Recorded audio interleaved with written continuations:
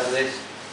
Bienvenidos a todos a la presentación de este libro de Ricardo Kochtar, La pizarra de la noche, en la pizarra de la noche, perdón. Queremos agradecer a Ediciones CGP y Juan Ramón Gallo que haya querido presentar este libro aquí, y por supuesto a Ricardo que se haya acercado hasta Madrid para hacerlo. Y nada más, renovarles a ustedes la bienvenida, y si quieren recibir información de las distintas actividades que hacemos aquí, la pueden dejar un correo electrónico y los invitamos a los diferentes eventos. Así que bueno, los dejo con el autor y el editor. Muchas gracias. Muchas gracias, Claudio.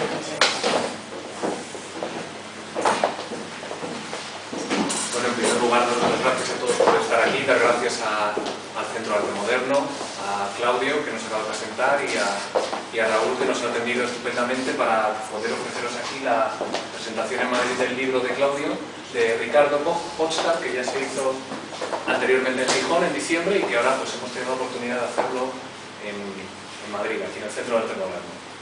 Voy a leer unas pequeñas palabras sobre la poesía de Ricardo Kochtar, que en otros momentos no lo hemos hecho, pero hoy sí lo vamos a hacer. El planteamiento poético de Ricardo se articula en torno a la idea de que la poesía no se comunica como un texto cualquiera.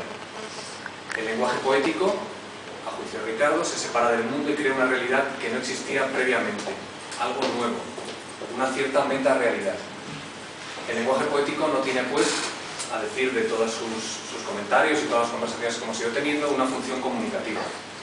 En este sentido, Ricardo se adscribiría a líneas conocidas de la poesía moderna, como el creacionismo de Huidobro, o ciertas definiciones de poesía que ofrece Octavio Paz, por ejemplo, en El arco y la lira. La poesía halla su significado en ella misma. Obvia la función referencial del lenguaje, es decir, el mundo de los objetos, los estados de cosas del mundo le quedan fuera. El poema es un objeto verbal, es un objeto nuevo, independientemente de aquello que trata. Lógicamente, esto sería una postura extrema, que nos llevaría casi a las vanguardias, y la práctica, lo que ahora Ricardo nos va a ir ofreciendo, son unos poemas donde realmente hay mundo, hay vida, hay experiencias. Precisamente Ricardo, que algunos lo conocéis personalmente, tiene una vida muy cosmopolita, viajando por su trabajo de traductor en Naciones Unidas, en UNESCO, en Roma, París. Llegó a España en el año 76, ha vivido en diversas ciudades, desde Barcelona, Islas Baleares, ahora está en Gijón desde hace 10 años. Pues esto también lo podremos apreciar en su poesía, y frente a este planteamiento de ser purista con el lenguaje y que tenga una realidad en sí mismo, eso no significa que el mundo no deje de estar presente. Esto lo enlazaría con un segundo punto, donde Ricardo, en una entrevista cercana al tiempo, al día de hoy, a la presentación, nos decía que la línea dominante de mis poemas es la de una cierta mirada a algo que puede ser la naturaleza o el mundo exterior, todo aquello que no esté influido por el ser humano. En este sentido, pues lo podemos relacionar con poemarios anteriores, como Clinamen, donde esta palabra del Clinamen hace una referencia a Lucrecio y a una desviación de los átomos que explica por qué funcionan y por qué se crea el mundo sin recurrir a una causa primera. Entonces, quiero deciros que esta palabra tiene una referencia, tiene este enfoque de filosofía natural, de explicación del mundo, de atención al mundo, y que es también la idea rectora, el motivo del título de este libro. La pizarra de la noche hace referencia a un horizonte del mundo, una realidad que no podemos conocer, una incertidumbre, y donde los poemas funcionan como momentos en los que él ve una realidad y la puede interpretar, puede adivinar una pequeña luz, y eso es lo que serían los poemas. Sobre todo, esto es muy notorio y lo ha repetido varias veces, de lo que se trata es que el poema no se convierta en testimonio de un estado de ánimo, que no sea un sentimiento personal, una circunstancia biográfica, sino que tienda hacia la realidad mismo de lo que encuentra y ha requerido su atención. Un tercer elemento ya, el tercero sería la función, la disposición filosófica hacia la escritura.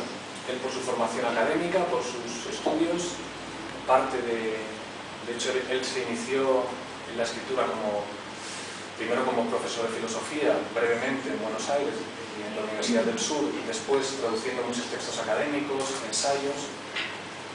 Él no ha perdido, a mi juicio, en toda esta trayectoria poética, ya en este su quinto libro, una trayectoria de formular preguntas, de explorar conceptos, citar epígrafes y relacionando unos autores con otros. tratando de poner luz o de retirar el velo que nos oculta las cosas. Por mucho que nos esforcemos, nuestra herramienta de exploración de lo real es, al mismo tiempo, la causa parcial de que esto se oculte. Me refiero al lenguaje. Con el lenguaje conocemos y al mismo tiempo el lenguaje nos impide conocer. ¿Por qué? Porque el lenguaje está lleno de capas, de ideas previas, de gramática, de conceptos, de los que no nos podemos despojar a la hora de escribir. De manera que ser original en una experiencia con el lenguaje crea una tensión de cómo puedo ser original si el lenguaje ya en sí no lo es. Esto puede pasar en todas las artes, pero bueno, en el poema, en la poesía, dado que el lenguaje y el pensamiento están tan unidos, es especialmente delicado y yo creo que sobre eso es una de las claves de tu poesía. Entonces él mantiene esta actitud filosófica, un cierto, lo llamo escepticismo afectuoso hacia las cosas y las palabras, una actitud cauta, unas preguntas nuevas, unos asombros. Termino en un correo de ayer, nos escribió el lector, la poesía de Ricardo me gusta, a veces son poemas abiertos como sin terminar, son elocuentes también los silencios, lo que calla. Y ya con esto pues os dejo para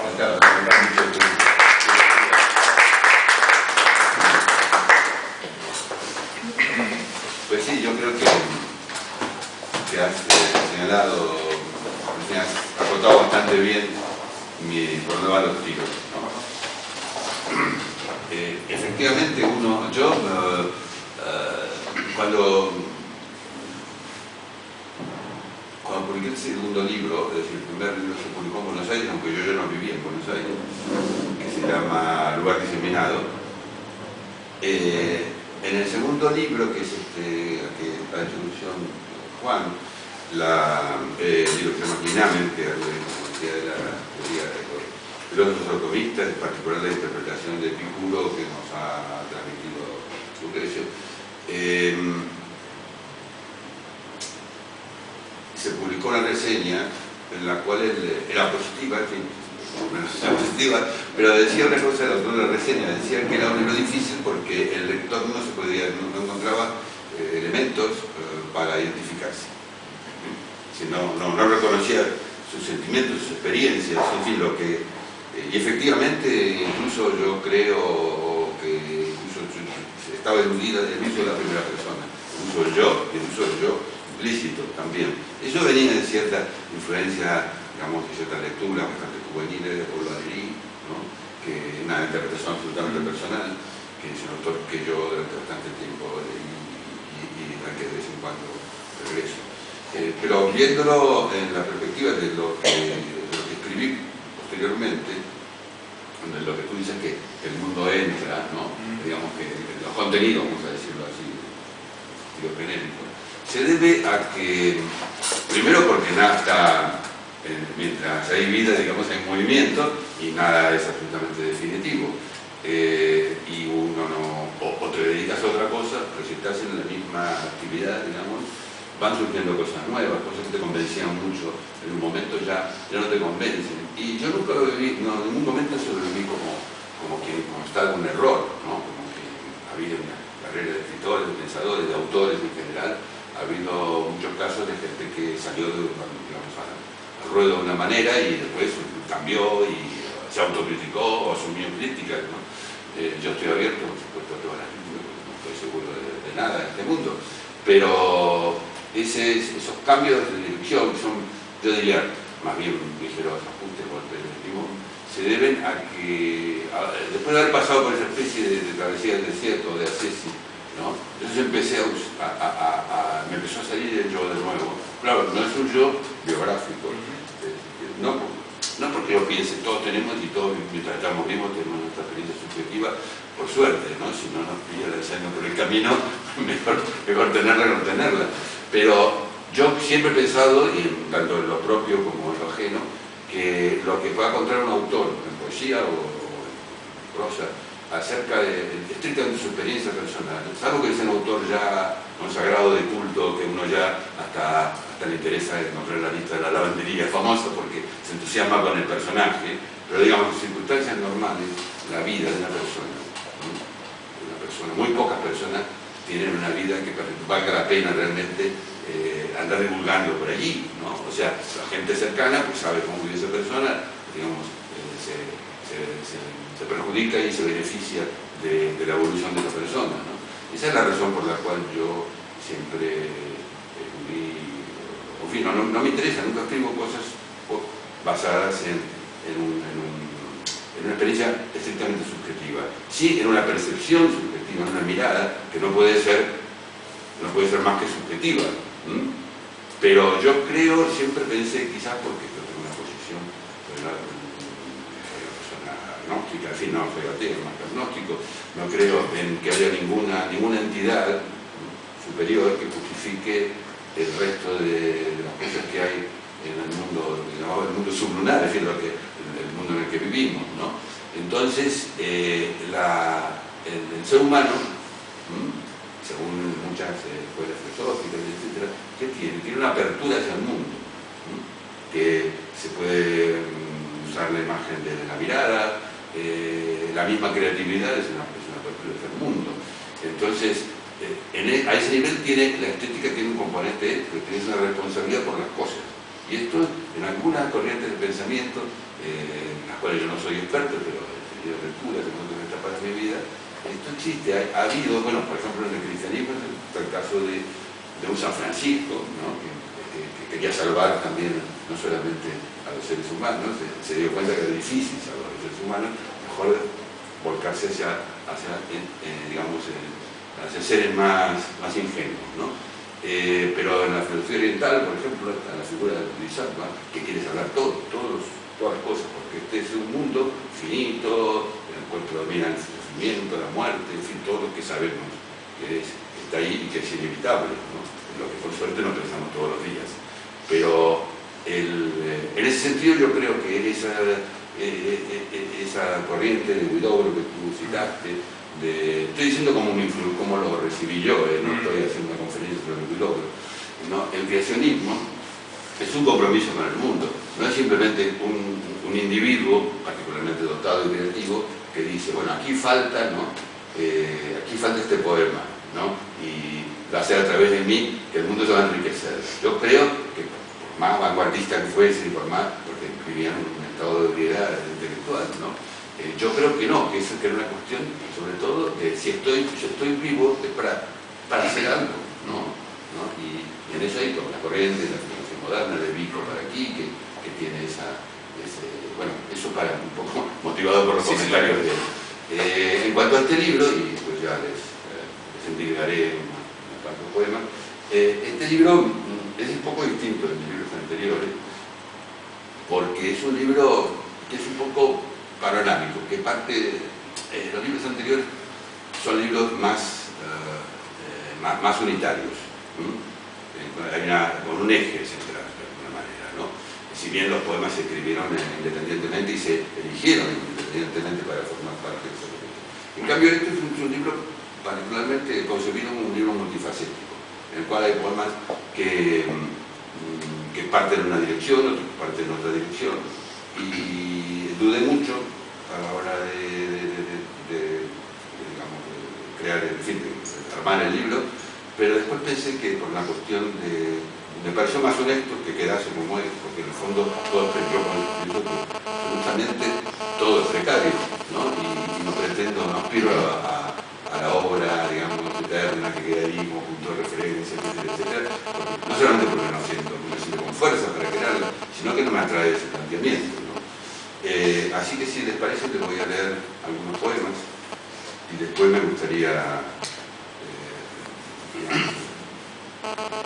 interactuar.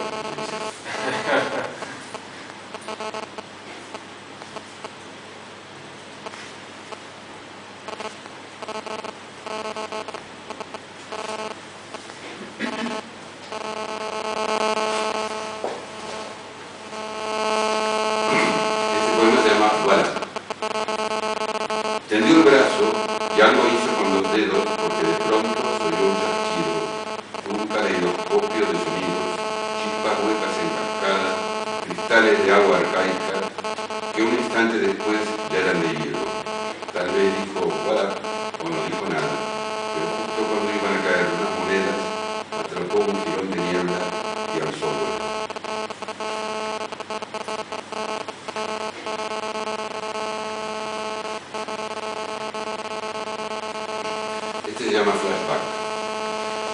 asombraba de que en aquella esquina ya no estuviera ese edificio color ocre o amarillo, sino una torre de vidrio y aluminio. No sé qué párpados entonces se cerraban, a quién se le encogían los recuerdos, por qué soplaba de pronto un viento frío y la avenida se sumía en otra luz o tinta o perspectiva, y en el mar tiznado chapoteaba una aldea de barcas semihundidas.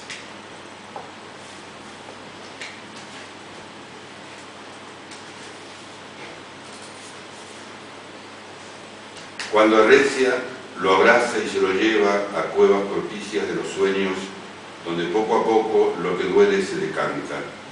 De ahí el insomnio soterrado y un sabor ruin de aguas opacas.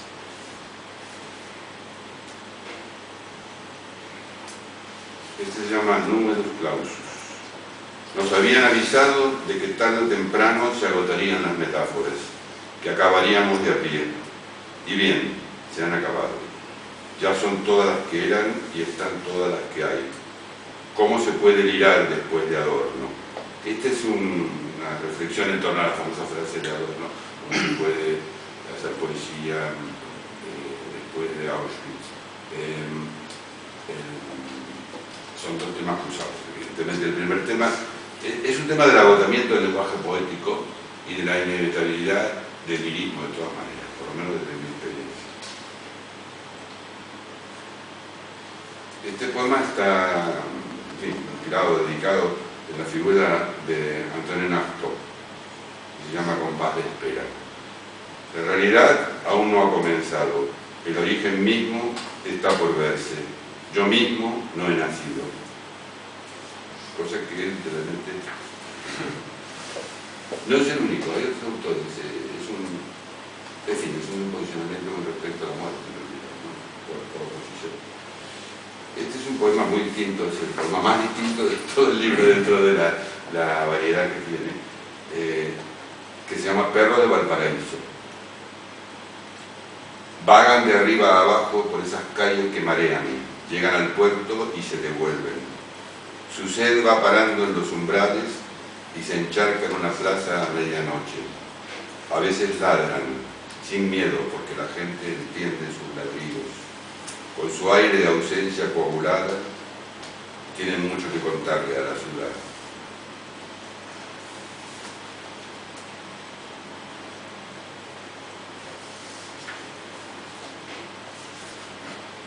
La sangre de los faros se derrama entre la costa y la noche.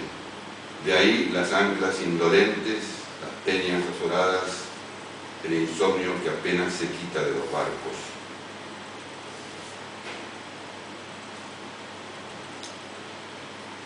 Aquí hay tres poemas que estén en torno a esto del lirismo o no lirismo.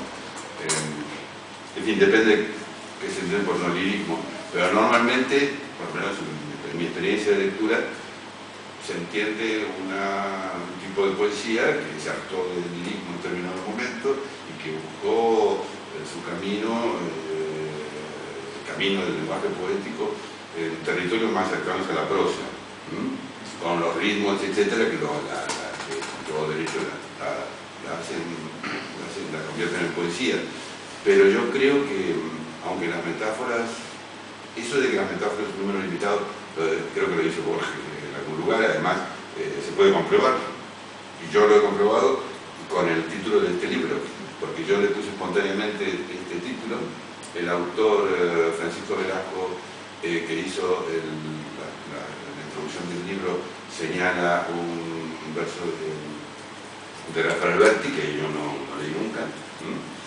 Y luego un poeta y amigo nuestro de León, Antonio Merallo, que lo conoces, me recordó que en un libro del que me había regalado aparece la imagen de la pizarra de la noche. Luego, evidentemente, a esas alturas me metí en Google y encontré que Benedetti, que un montón de gente había dicho eso, y sin inspirarse el uno en el otro, ¿no? sin ánimo de plagio, sino que las imágenes están ahí, en cuestión de los filósofos. Este se llama De acuerdo, pero antes piénsatelo bien. Si te bajas de la lira, ¿qué se hace de ahora en más con las palabras soeces, con los números feroces, con los grifos que gotean? y este que es un poco un eco de ese poema, se llama El lirismo de baja altura.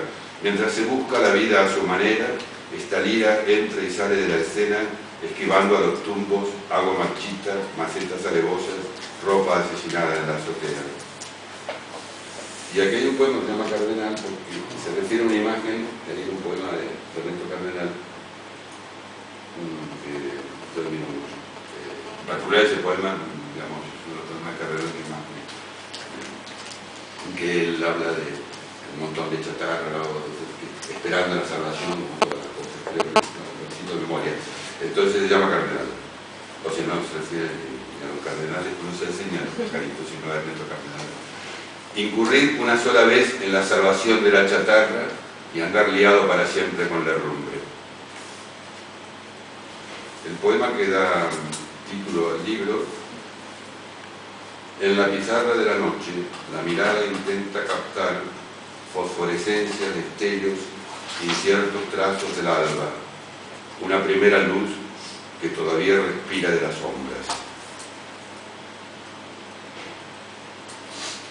Esos son algunos poemas en los cuales se expresa mi relación con el Ser Supremo, como a la cual he unido. Se llama Paradero Desconocido. Se sabe que al sexto día terminó las grandes obras.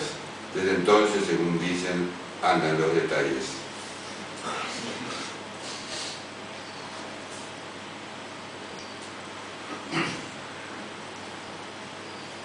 Este se refiere al tema de la comunicación. El poeta comunica, no comunica, consigue comunicar. Cuando nadie lo entendía, a veces quería decir algo. Un verso de esos, luminoso, una imagen oscura, lo salvaban. Pero ahora habla por hablar, y tampoco le va tan mal. Lo paran en todas las esquinas, hasta las paredes lo conocen, los gorriones se le arriman, al fin se comunican.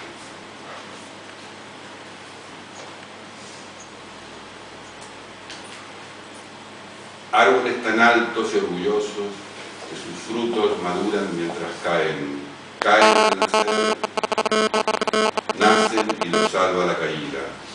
Árboles que se entienden de sus frutos. La tierra es para ellos una hipótesis, una opinión, una leyenda.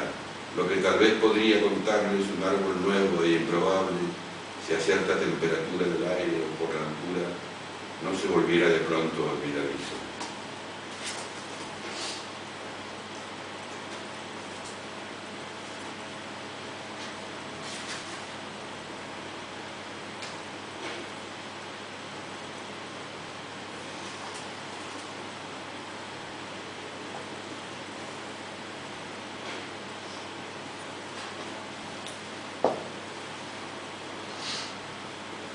Este tiene un título francés, Emploi du temps.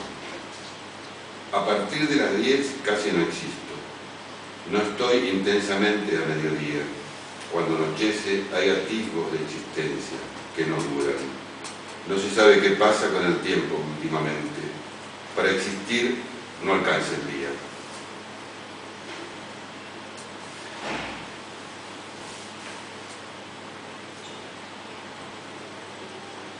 Este se llama, tiene título en inglés, Vicia, se va ocupado.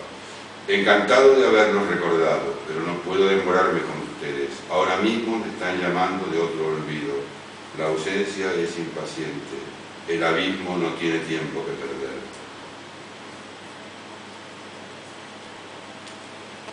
Este poema se llama Ex Nihilo. El hombre con su perro por la acera, los vidrios tontos del tranvía, la mujer que ve pasar una sonrisa. ¿Cómo se atreven a existir? ¿Cómo despiertan de la nada?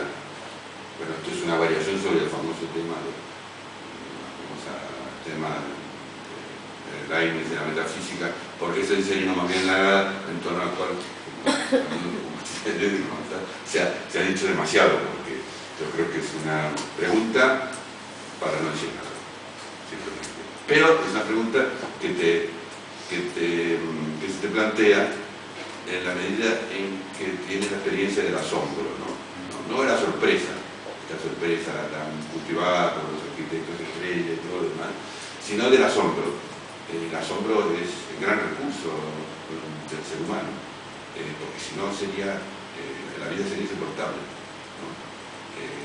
la mayor parte de la vida de una persona está hecha de repeticiones, de hábitos. Ya más sin hábitos no podríamos ni bajar una escalera sin rompernos la cabeza. Tuviésemos que improvisar para pasar de un escalón al siguiente escalón, ¿no? Bueno, esa es una metáfora, otra más, para que no se acabaran tantas, que indica la precariedad de nuestra existencia, en la cual no podemos pensar todo el tiempo, pero para eso está la poesía, por ejemplo. Bueno, leeré por demás y ya lo dejaré tranquilo. El agua se cuela por todas partes, y no es el hecho de que llueva y se nos esté mojando el alma Vallejo una vez más. Toda esa agua que apaga los tizones se tuerce en largas cuerdas de arenilla hasta que los ruidos secos de la ciudad van derribando flojas ruinas de agua y queda una sola campana que gotea. Unos toques entonces tornadizos pregonan sin pudor la última sed. Este poema se llama Trenes y Marrones. En España no se usa la palabra. Los perros callejeros, ¿no? Se llaman perros cimarrones. Cimarrones se llamaba a los esclavos que se escapaban, que se iban en toda América, incluso en la Guayana holandesa. Hay un grupo de población que se identifica como cimarrones, que son descendientes de aquellos esclavos que para salvar la vida se escapaban a la selva. Y ahí, bueno, sin comunidades para la autodefensa, y bueno, supervivencia y autodefensa para que no los pillase el mundo. Pero por lo menos en mi época en Buenos Aires se sabía esto de los esclavos cimarrones, etc. Pero se usaba para los perros, ¿no? Para los cimarrones. Son trenes, aves, cimarrones, que nunca ni por nadie se detienen. Solo minoran la marcha y eso es todo. Hacen lo que pueden por pararse, predican un teatro de metales, se aprenden el ritual de los semáforos, pero aún así no les resulta. Faltan partes enteras del libreto, el clásico viajero rezagado, una zorra de vías, un fanal, la maleta perdida, un brazo alzado, cosas sin fibra, querida, comodines, pura pasión de pacotilla. En medio de la nada, un viento raso que salte del rastrojo y les arrime el color sin fin de los andenes.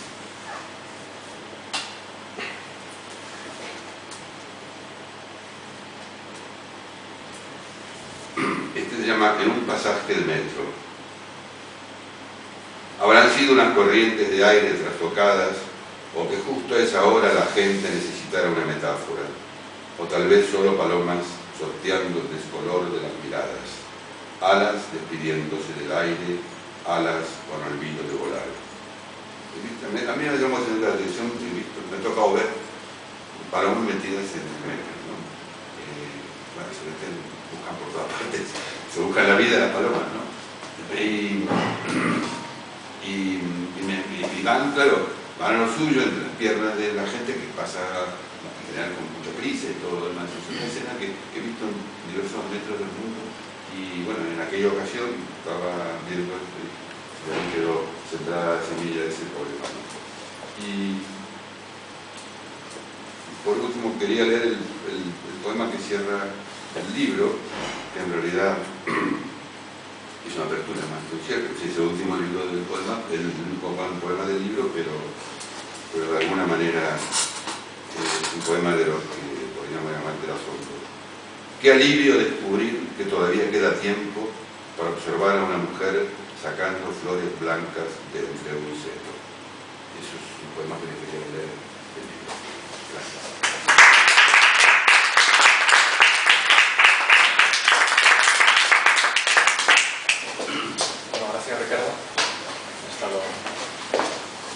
Ahora si podemos empezar a comentar, podemos hacer algunas preguntas que queréis hacer a Ricardo.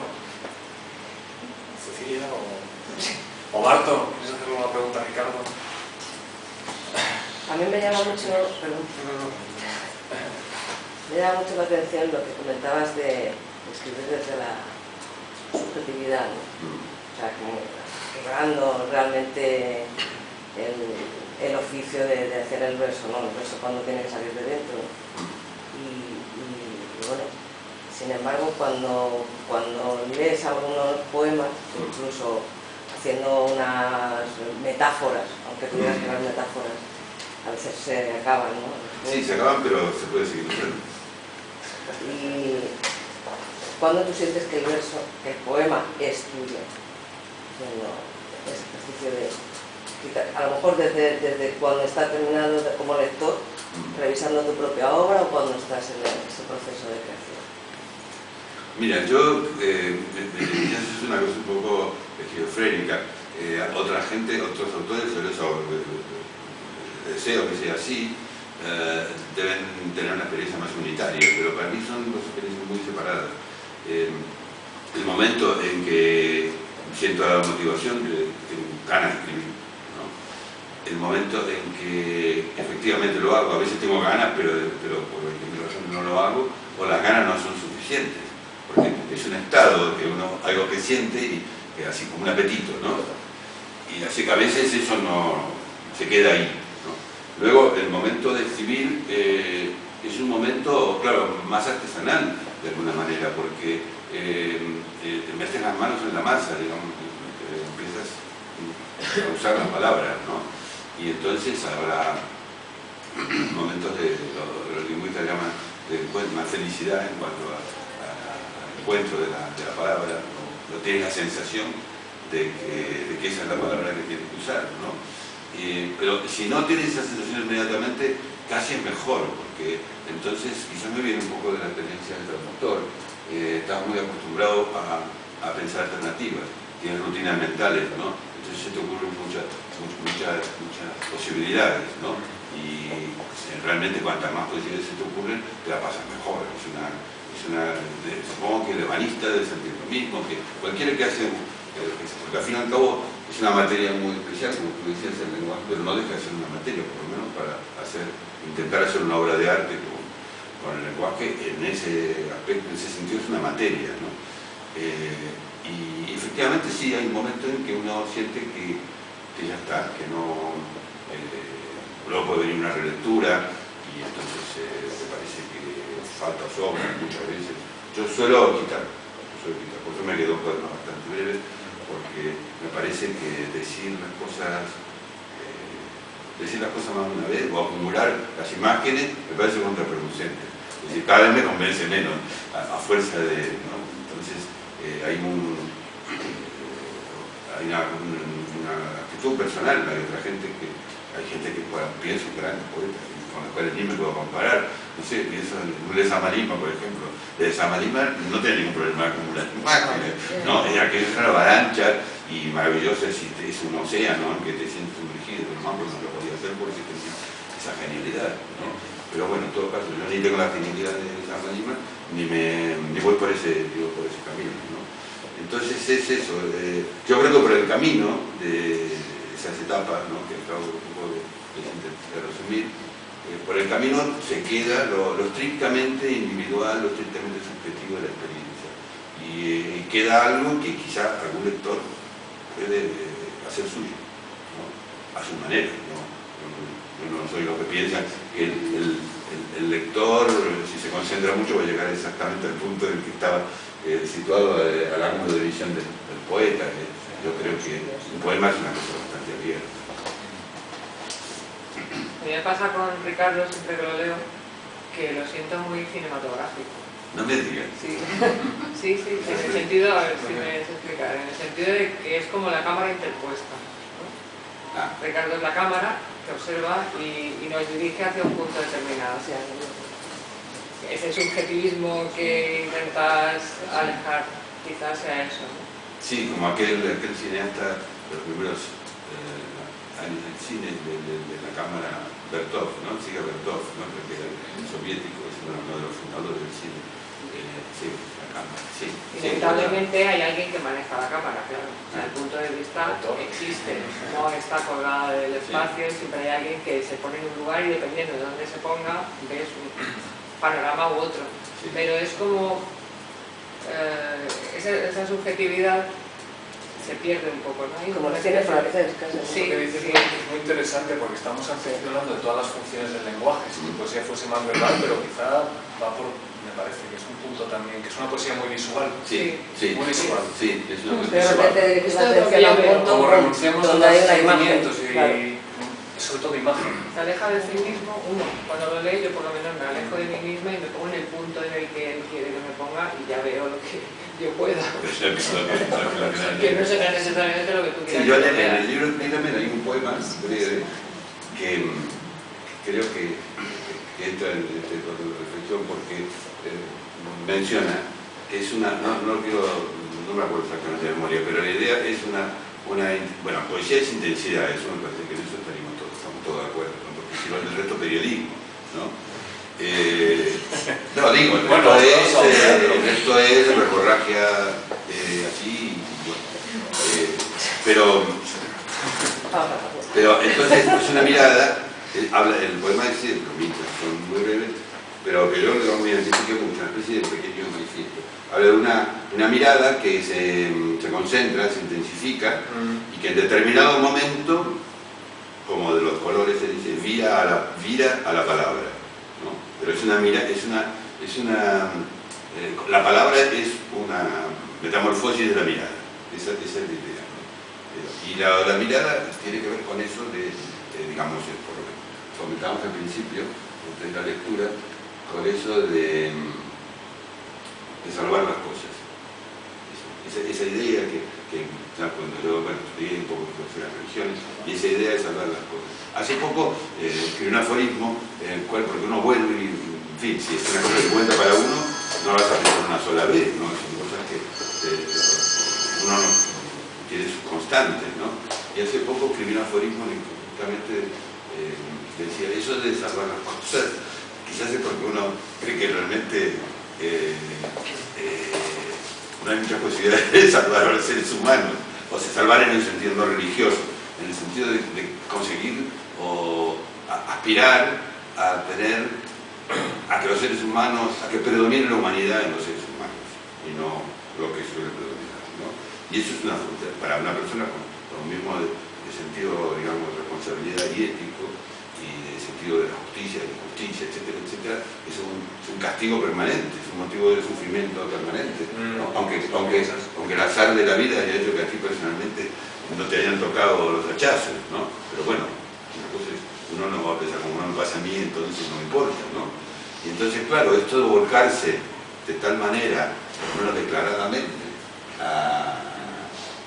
yo me acuerdo que ya en la adolescencia tenía incluso antes de escribir, tenía esa especie de abrir los ojos y el mundo me consolaba, digamos. Eso. Pero bueno, eso es un genes subjetivo de la asunto. El arte consuela, ¿no? El arte como consolación. Bueno, eso es viejo también, eso viene de los griegos, por lo menos teorizado ya en los griegos, ¿no? Usted tiene muchos temas de esto. Por eso yo creo que Adorno, cuando dice esa famosa frase que ha dado, la cual nunca se terminará de interpretar, yo creo que Gabriel, él dice que hay cosas para las cuales no vale ningún consuelo, ¿no? Y eso yo la valoro. Otras personas, por ejemplo, por Paul Celan, la interpretaron de una manera, así como un dictat, y diciendo hasta aquí, esto, lo otro, y bueno, y se regaron, y se suicidaron, y pasaron cosas terribles. Pero yo creo que quiso decir, yo siempre pensé que quiso decir eso.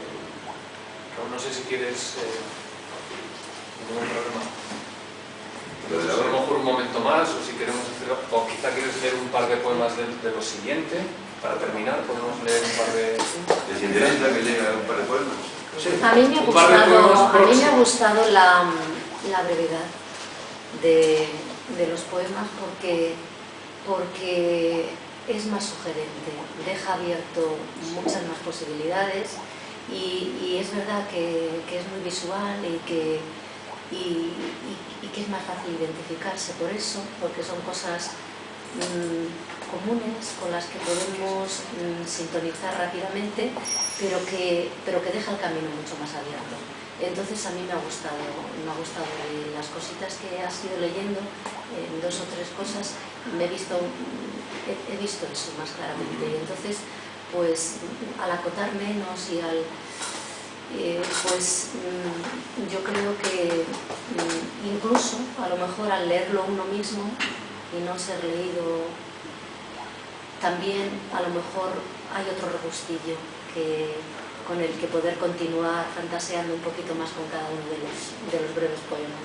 Sí, yo creo, siempre hablamos el otro día, creo que la lectura hay muchas más, se se puede, bueno, en fin, no pienso que sea una mina esto de experiencia sublime, pero creo que se saca más de la lectura. Yo como lector de poesía saco más de la lectura que de la escucha, ¿no? Aunque a veces son escuchas interesantes, ¿no? Pero mi opinión definitiva es el nuevo libro de una poesía es a través de la lectura, ¿no? Creo que la época de la oralidad ya quedó atrás, ¿no? ¿Queréis que os lea un par de poemas más? O... Sí. Poemas nuevos, quería decir. Sí. De lo que está haciendo ya el libro de diciembre, es decir, de estos 2 meses. Bueno, lo que era el primero son un poco anteriores, no están incluidos en el libro porque yo los tengo reservados y los fui poniendo en otra carpeta, que la, en fin, no sé, tengo la impresión de que se lleva mejor con otros poemas. Este se llama Ventana en portugués, janela, y tengo que aclarar que por alguna razón, yo portugués no lo hablo, pero lo leo, como cualquiera de nosotros puede leer, y a mí se me asombra, o yo tengo, se da la casualidad, me encuentro con la palabra ventana, la palabra janela, con una frecuencia impresionante. No voy a decir que es tanto como saudade, pero sí, de alguna manera, ¿no? Por la mañana le bailan un poco las ideas, la mirada entonces se libera, acerca la frente a la ventana, son golpes mínimos, pequeñas vibraciones indoloras, pero le bastan. Cree que por dentro el vidrio tierno cede, que el mundo a sus espaldas crece.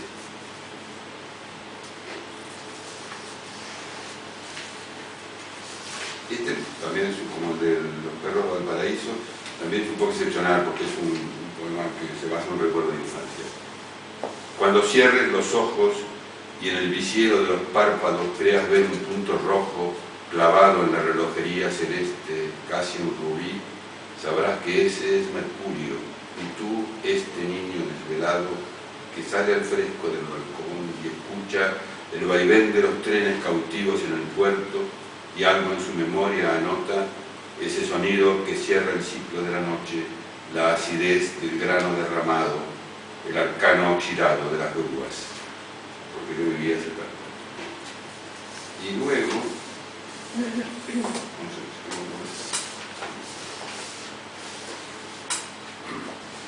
bueno, y este, que es el último que es un poema, sí, mucho más reciente,